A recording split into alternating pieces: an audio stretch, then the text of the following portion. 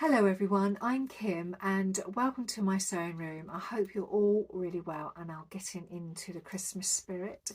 We have still a couple of weeks to go before the big day, and I have been busying myself in my sewing room trying to do as many of my unfinished projects as possible. I'm really naughty because I do have a really bad habit of starting things and not finishing them. I have got better over the years, but there are quite a few things that are still not finished, and I'm not going to get them all finished before the end of the year, but I have been concentrated on some of those projects, and some of the projects I've been recently working on are from the batch cutting session that I did back in September, when I think I cut out about 8 or 9 garments. So I made this week a pair of Seaforth pants. Now, I have been harping on about these pants forever because the design of these trousers are beautiful. They're a really comfortable fit pair of pants. They fall from an elasticated waist. They have 4 pockets. So they have 2 on the front, 2 at the back. The 2 on the front have zippers inserted, and they are just such a relaxed look, which I quite like. And I've got a pair already on, an old pair that I made a while back. I'll show you those before I show you the new ones that I made this week. So these are my camouflage Seaforth pants. I can't remember when I made them actually. It has been quite a while, but they are lovely, and they are made from cotton poplin. Right, so I'm wearing a shop bought jumper because it's very cold, along with my camouflage pants. So you can see this lovely camouflage fabric, and in the front we have the 2 zipper pockets. And the pockets are really nice and deep. You can get your whole hand into them, no problem at all.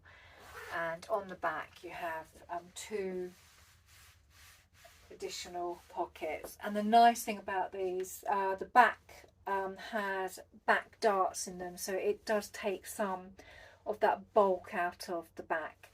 And you have this lovely elasticated waist that's elasticated nice and evenly all the way around. Now it does have a tie here. It's just a design feature. It doesn't serve any purpose, and on my new ones I haven't bothered to put that on.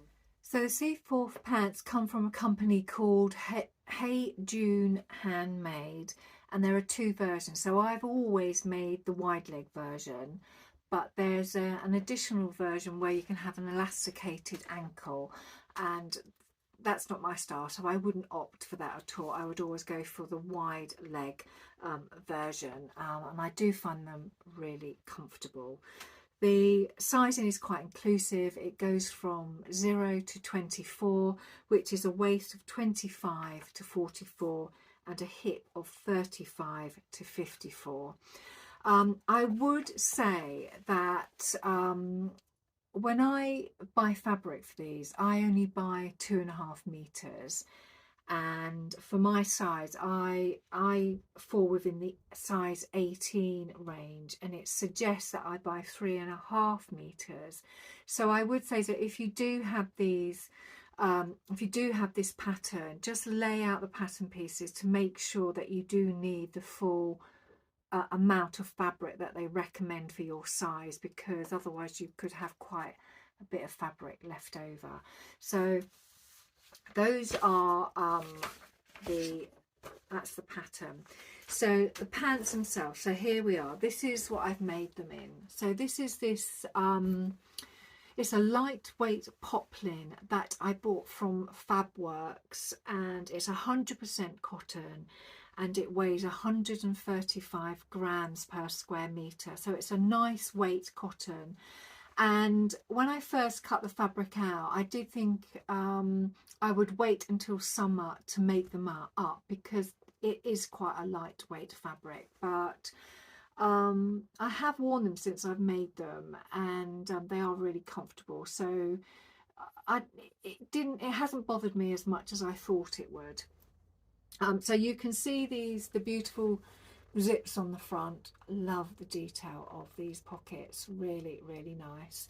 And I absolutely love this waistband. This waistband is about 2.5 inches deep, so it's got a nice wide waistband on it, and that elastic is held down by stitching, so it means that that is all evenly distributed around, which makes it a very comfortable fit indeed. The only thing I did do on these that I have started to do in making trousers, not that I've made many, but I have started to double stitch the front through the crutch and then through the back, and that's because obviously those areas are stress areas, and I think the double stitching helps with just keeping the fabric together without getting that look where you can see that the fabric is under some sort of stress, and I've had that in the past on trousers that I've made. So those are my new Seaforth pants. Hopefully more to come, because they were such a quick make, and I don't know why I dithered so long to make them, but I love them. So also this week I have been knitting. So those of you that follow me will know that I knit socks through the autumn, winter, up until the start of spring, and I have been busily knitting a pair of socks from some yarn that I bought from the knitting and stitching show. I think it was back in September, and I bought some beautiful magenta yarn from one of the stalls, Dina's Home of Crafts.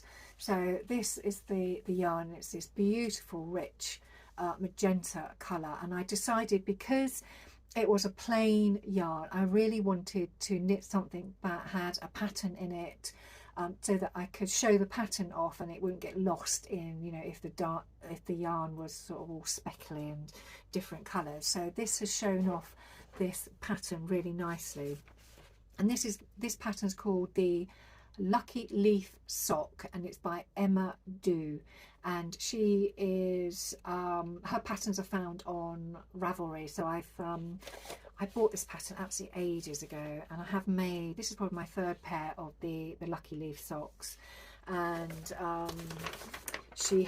they come in 3 different sizes, and it all goes by the measurement of your foot. So you just measure around the circumference of your foot, so under your sole and the top of your foot, and then whatever that measurement is, you go and find the measurement on the pattern, and it has all these different charts that you follow, and they look complicated, but they're not at all. I mean, knitting at the end of the day, it's all based from knit stitch or a purl stitch. So yeah, they are, I just absolutely love them, and I've already washed them and they are ready to be worn. So I should probably wear those tomorrow, so can't wait. So those are my lovely Lucky Leaf socks.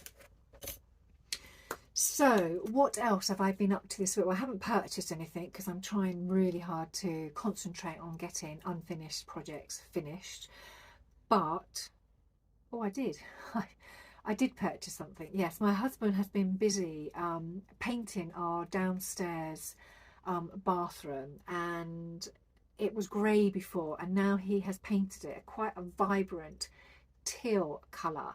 So I went on the hunt for some fabric for the window, and I came across this beautiful fabric, and I wanted teal in it, but obviously I didn't want it to be all teal because the teal that's in that room already is quite overwhelming. So I wanted to break it up with some fabric with teal in, and this matches the colour of the bathroom quite well. So I'm going to make up this. This won't take very long. It's just a roller blind, and I would just put a backing on it and put that up at the window, and I should hopefully get that finished within the next couple of days. So if I do, I'll take a photo of it in the window so you can see what it looks like with the surrounding teal colour of the bathroom. So that's on my plans to make this week. The other thing I want to make is I want to finish off my beetle shirt. I've been working on my beetle shirt and I have been waiting for some buttons to come through, but I don't know why. For some reason the post in this area is atrocious and it seems to take forever for anything to come through. I usually get a notification from the post office saying that, you know, we have this and it's ready to be delivered on this day, and it never comes on the day they say it's going to come. It always comes like 2 or 3 days later. So I always wait in anticipation and never expect it to arrive when they say it's going to arrive. But I'm just waiting for some buttons to finish my beetle shirt, so I know that that will definitely be shown next week, so you will see that very soon. So I'm still thinking about Christmas, and after making the Christmas bunting for my son George and his girlfriend Danny, I thought I would carry on trying to use up some of my Christmas fabric, because I did have quite a few fat quarters that I bought earlier in the year. So I thought I would just carry on making things, and I thought what I would really like to do is make some placemats, because the tablecloth that we use at Christmas, it has been with us for donkey's years, and it will carry on being with us for donkey's years, and it's part of Christmas. But the placemats aren't. We swap those out every so often, and I thought I would really like to make some of my own placemats. So I have worked on one of them. So this is one here, and I'm doing a tutorial at the moment showing you how I brought this all together. So you will be seeing that hopefully within the next couple of days, because I've nearly finished that video and I will get that up as soon as it's edited. And so hopefully you'll have something else to look forward to that's all Christmassy and getting you in the mood. So that's it for this week. I hope you've enjoyed the content, and if you aren't a subscriber, it would be lovely if you could subscribe. And if you are a subscriber, thank you for staying with me and supporting my small channel, and I will see you all very soon. Take care. Bye.